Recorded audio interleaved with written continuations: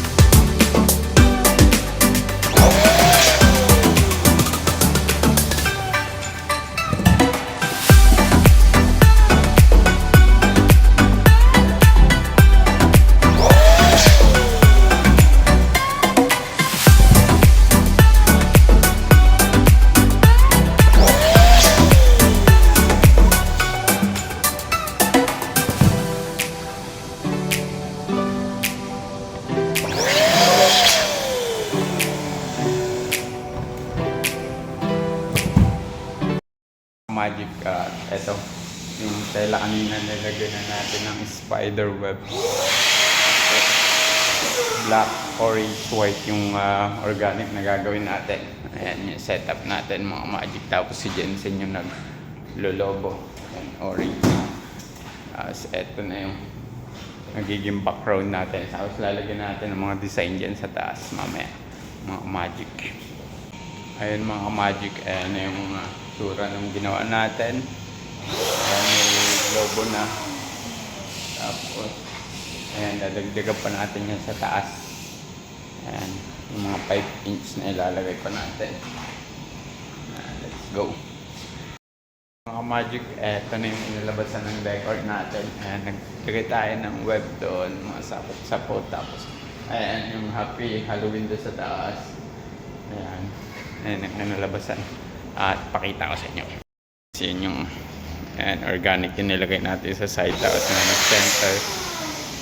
Ayan, ganyan yung style ng decor natin. Tapos meron daw mga spider.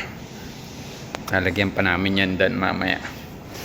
Kaya ito, papalitan pa yung hanging balloon natin. Ayan na.